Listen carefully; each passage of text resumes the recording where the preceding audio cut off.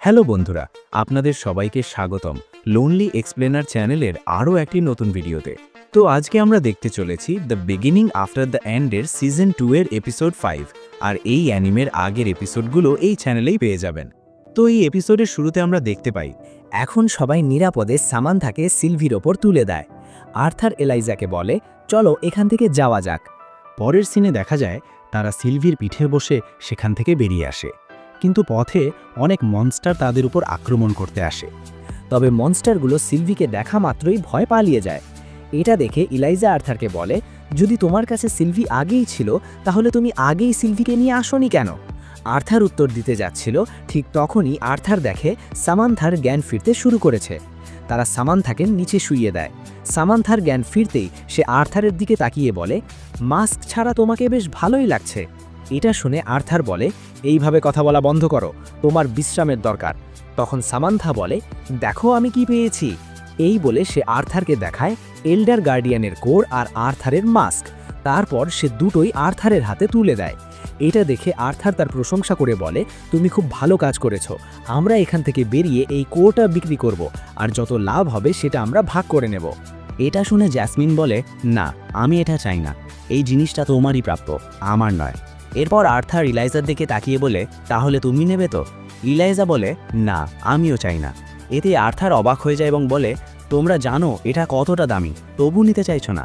তখন সামান্থা কোটটা আর্থারকে দিয়ে বলে, আমিও এটা চাই না, তোমার কারণেই আমি বেঁচে আছি, আর সেই মনস্টারটাকেও তুমি একাই হারিয়েছ, তাই এই কোটটা তোমারই প্রাপ্য। আর্থার শেষ পর্যন্ত তাদের কথা মেনে নেয় এবং কোটটা নিয়ে সবাইকে ধন্যবাদ জানায়। ঠিক তখনই সামান্থা আবার অজ্ঞান হয়ে যায়। এটা দেখে আর্থার জ্যাসমিন আর ইলাইজাকে বলে, তোমরা কি গিল্ডে গিয়ে সাহায্য নিয়ে আসতে পারো? আমি এখানেই সামান্থার সঙ্গে থাকব। এটা শুনে তারাও রাজি হয়ে যায়। যাওয়ার আগে ইলাইজা নিজের ডাইমেনশন রিং থেকে আর্থারের ব্যাগ বের করে দেয় এবং বলে, দরকার হলে এটা ব্যবহার করো। এরপর ইলাইজা চলে যায়। তখন আর্থার ভাবে, একবার বাবা মাকে জানানো উচিত যে আমি ঠিক আছি। আর্থার তার চিঠিটা বের করে তাতে মেসেজ লিখে তার পরিবারের কাছে পাঠিয়ে দেয়, যাতে তারা চিন্তা না করে। এরপর আর্থার সিলভিকে বলে, তুমি কতগুলো কোর খেয়েছো যে এত বড় হয়ে গেছো? সিলভি বলে, অনেকগুলো খেয়েছি। এটা শুনে আর্থার জিজ্ঞেস করে, তুমি কি আগের মতো আবার ট্রান্সফর্ম করতে পারো? সিলভি বলে, হ্যাঁ, এবং সঙ্গে সঙ্গে আবার ছোট আকারে ফিরে যায়।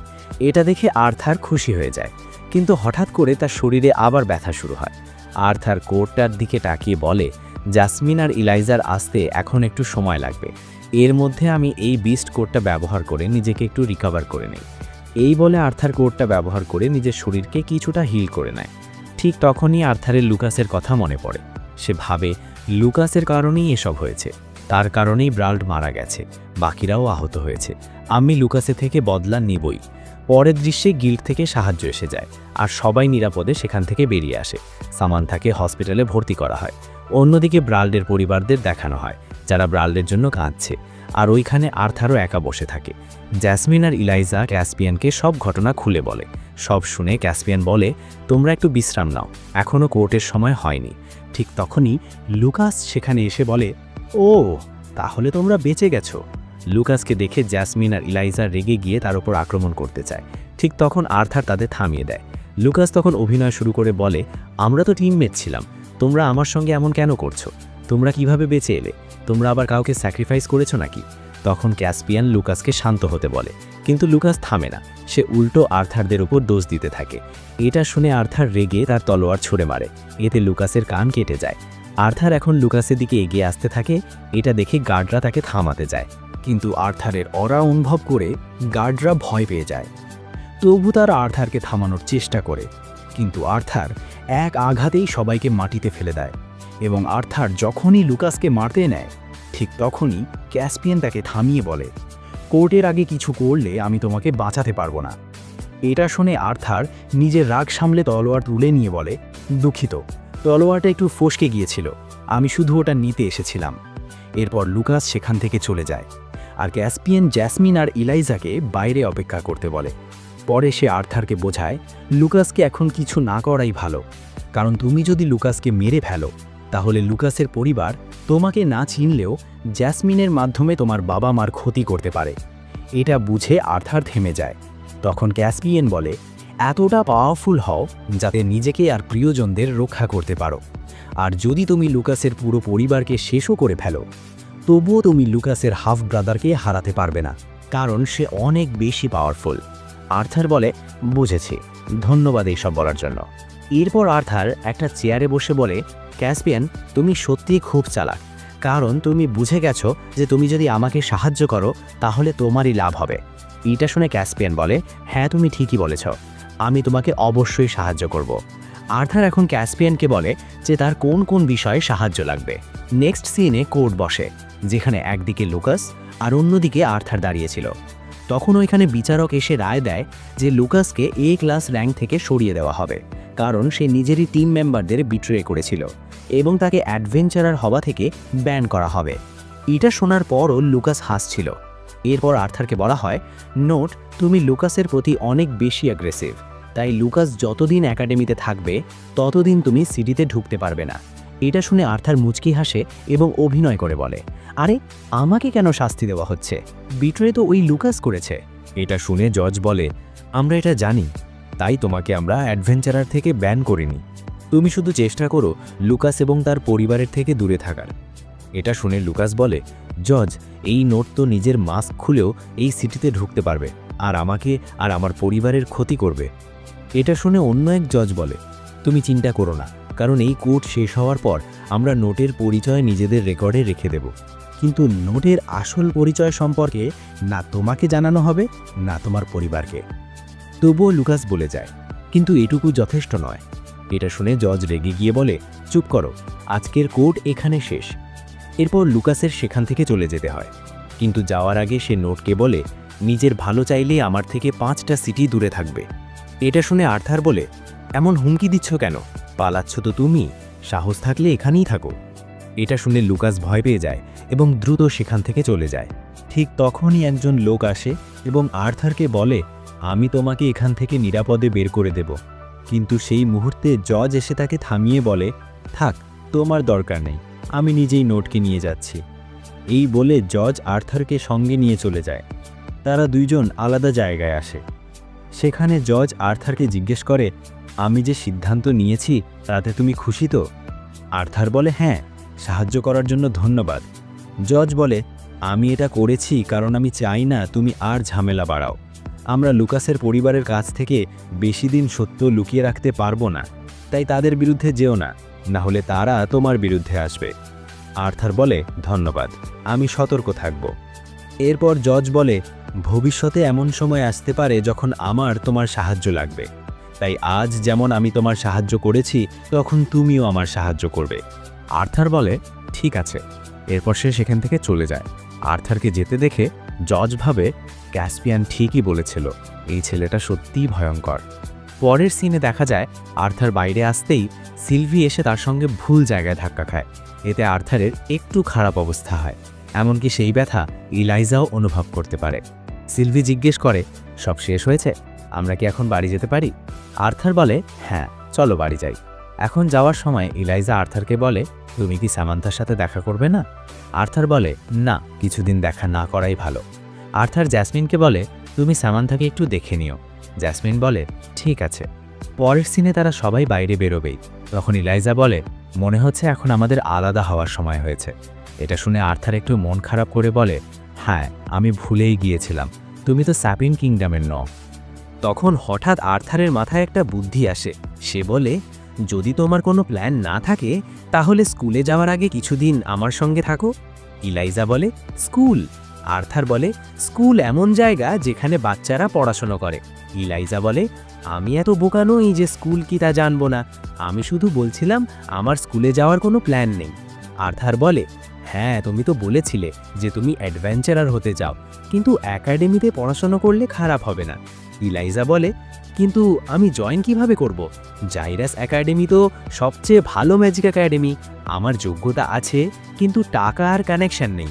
এটা শুনে আর্থার তাকে জড়িয়ে ধরে বলে, আমি তো আছি, তোমার বড় ভাই, সব আমি সামলে নেব। এরপর আর্থার জ্যাসমিনকে বলে, তুমি কি ইলাইজাকে বাড়ি নিয়ে যাবে? আমার কিছু কাজ আছে। জ্যাসমিনও এতে রাজি হয়ে যায়। ইলাইজা বলে, আমি এখনো ঠিক করিনি একাডেমিতে যাব কিনা। আর্থার বলে, তুমি কি শিওর? লুকাসও তো ওই একাডেমিতেই যাবে, তুমি কি ওকে আমার সঙ্গে একা ছেড়ে দিতে চাও? এটা শুনে ইলাইজা রাজি হয়ে যায় এবং বলে, ঠিক আছে, আমি জয়েন করব। ইলাইজা যাওয়ার আগে আর্থারকে সব কিছুর জন্য ধন্যবাদ জানায়। এটা শুনে আর্থার খুশি হয়ে যায়। এরপর জ্যাসমিন আর ইলাইজা চলে যায়। তারপর আর্থার বুঝতে পারে কেউ তার ওপর নজর রাখছে। তখন আর্থার তাকে বেরিয়ে আসতে বলে। তখন ক্যাসপিয়ান বেরিয়ে আসে। ক্যাসপিয়ান বলে, ভালো হয়েছে, তুমি ওদের আগেই পাঠিয়ে দিয়েছো। আর্থার বলে, কোনো ব্যাপার না, জাজকে রাজি করানোর জন্য ধন্যবাদ। লুকাস এমনিতেই বোকা, ও কিছু বুঝবে না। ক্যাসপিয়ান বলে, আমি খুশি যে কেউ না মরেই সব মিটে গেছে। এটা শুনে আর্থার রেগে যায় আর বলে, ভুলে যেও না, মানুষ মারা গেছে। ক্যাসপিয়ান বলে, মাফ করো, আমি ঝগড়া করতে চাই না। আমি তো যাওয়ার আগে তোমাকে একটা গিফট দিতে চেয়েছিলাম। এই বলে সে আর্থারের দিকে অনেক টাকা ছুড়ে দেয়। এটা দেখে আর্থার জিজ্ঞেস করে, এগুলো আমাকে কেন দিচ্ছ? ক্যাসপিয়ান বলে, যাতে তুমি একটু সতর্ক থাকো। এই বলে সে চলে যায়। আর্থার ভাবে, লুকাস আমার মুখ দেখেনি, তাই আমি নিরাপদ, কিন্তু সে সিলভিকে দেখেছিল, তাই সিলভির একটা ব্যবস্থা করতে হবে। সাথে সাথেই সিলভি নিজের ফর্ম বদলে সাদা রঙের হয়ে যায় এবং বলে, এটা কি ভালো? আর্থার বলে, হ্যাঁ, তুমি সত্যিই অসাধারণ। পরের সিনে আর্থার মাস্ক খুলে চুলের স্টাইল বদলে নেয়, যাতে কেউ চিনতে না পারে। তারপর আর্থার আর্টিফ্যাক্টের দোকানে যায়।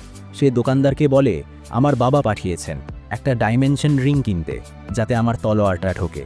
দোকানদার বলে, ডাইমেনশন রিং খুব দামি, তাই তোমার মতো বাচ্চা এটা কিনতে পারবে না।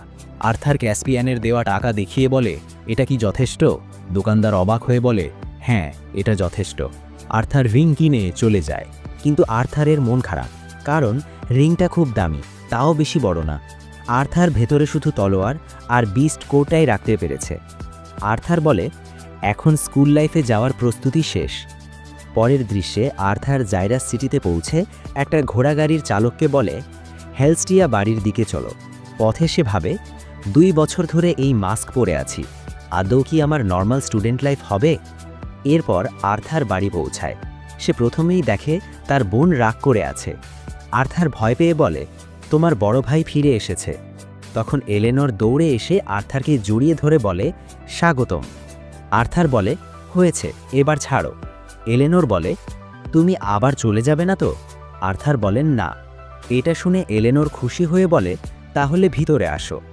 আর্থার দেখে এলেনর খুব দ্রুত বড় হচ্ছে এবং ভাবে, এভাবে বড় হলে তো ওর বিয়ে হয়ে যাবে, আর তারপর তো এলেনর আমার কাছে আসবে না। এই সব ভাবতে ভাবতেই আর্থারের বাবা মা চলে আসে। রেনল্ড আর্থারকে কোলে তুলে নেয় আর আর্থার মজা করে বলে, এত দাড়ি রেখেছ কেন, নিজের বয়স ঢাকতে? এটা শুনে এলিস আর্থারকে ভালোবেসে হালকা মেরে বলে, এভাবে বলো না, সে আমার হাজবেন্ড। এটা বলার পর এলিস আর্থারকে জড়িয়ে ধরে বলে, তুমি নিরাপদে ফিরেছ, এটাই সবচেয়ে বড় কথা।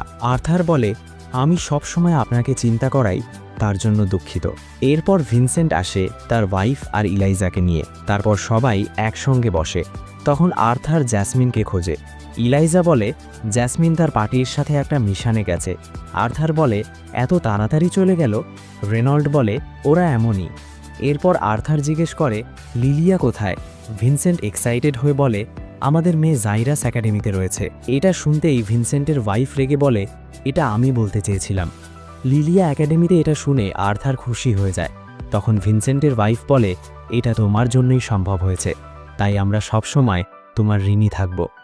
আর্থার বলে, ঋণী থাকার দরকার নেই, তোমরা একটা কাজ করো। আর্থার এলাইজার একাডেমির কথা বলতে যাচ্ছিল, ঠিক তখনই রেনল্ড বলে, তাড়াতাড়ি আমাদের ডানজিয়ানের ব্যাপারে বলো। এখন আর্থার আর এলাইজা ডানজিয়ানের ভেতরে যা যা ঘটেছিল সব কিছু সবাইকে বলে। এইসব শুনে সবাই ভীষণ অবাক হয়ে যায়। এরপর আর্থার রেনল্ডকে জিজ্ঞেস করে, আচ্ছা, আপনি এখন কোন স্টেজে আছেন? রেনল্ড বলে, আসলে আমি ডার্ক অরেঞ্জ স্টেজেই আটকে আছি, আর একটু হলেই পরের স্টেজে যেতে পারতাম। অনেক চেষ্টা করেছি, কিন্তু পারিনি। এটা শুনে আর্থার বলে, যদি তাই হয় তাহলে এটা ব্যবহার করুন। এই কথা বলে আর্থার তার বাবার হাতে এল্ডারউড গার্ডিয়ানের সেই কোরটা তুলে দেয় এবং বলে, এটা ব্যবহার করে আমি কিছুটা হিলিং করেছি, তবে এখনও এর মধ্যে সামান্য মানা বাকি আছে। সেটা ব্যবহার করে আপনি পরের স্টেজে পৌঁছাতে পারবেন। কোরটা দেখে সবাই ভীষণ অবাক হয়ে যায়। রেনল্ড আর্থারকে বলে, এই কোর পাওয়ার জন্য তুমি নিজের জীবন ঝুঁকিতে ফেলেছ, তাই আমি এটা কিভাবে নিতে পারি? অন্যদিকে ভিনসেন্টের ওয়াইফ বলে, এটা তো একটা এস ক্লাসের মনস্টারের কোর, জানি না এর দাম কত হতে পারে। তখন আর্থার তার বাবাকে বলে, চিন্তা করবেন না, আপনি এটা ব্যবহার করুন। আর আপনি কি চান আপনার ছেলে আপনার থেকে এগিয়ে যাক? এটা শুনে রেনল্ড বলে, এমন কথা বলো না যে তুমি আমার থেকে এগিয়ে গেছো। তখন আর্থার হেসে বলে, হ্যাঁ আপনি ঠিকই বুঝেছেন, আমি এখন লাইট অরেঞ্জ স্টেজে আছি। এই কথা শুনে সবাই একেবারে হতবাক হয়ে যায়। রেনল্ড ভীষণ খুশি হয়ে বলে, পরের বার আমি তোমাকে হারাবো, তখন আবার কান্না করো না। আর্থারও হাসতে হাসতে বলে, হ্যাঁ চেষ্টা করে দেখবেন। আর এখানেই এই এপিসোড শেষ হয়ে যায়। আর তোমরা কমেন্টে জানাও আজকের এপিসোড কেমন লেগেছে। আর তোমাদের যদি এই ভিডিও ভালো লেগে থাকে তাহলে এই ভিডিওতে বেশি বেশি লাইক করে দিও, যাতে আমি বুঝতে পারি যে তোমাদের এই ভিডিওটা পছন্দ হয়েছে। আর চ্যানেলে নতুন হলে সাবস্ক্রাইব করে তার পাশে থাকা বেল আইকন ক্লিক করে অল নোটিফিকেশন সিলেক্ট করে দিও, যাতে এর নেক্সট এপিসোড আপলোড দেওয়ার সাথে সাথেই তোমাদের কাছে নোটিফিকেশন চলে যায়। তো টেক কেয়ার অ্যান্ড আল্লাহ হাফিজ গাইস।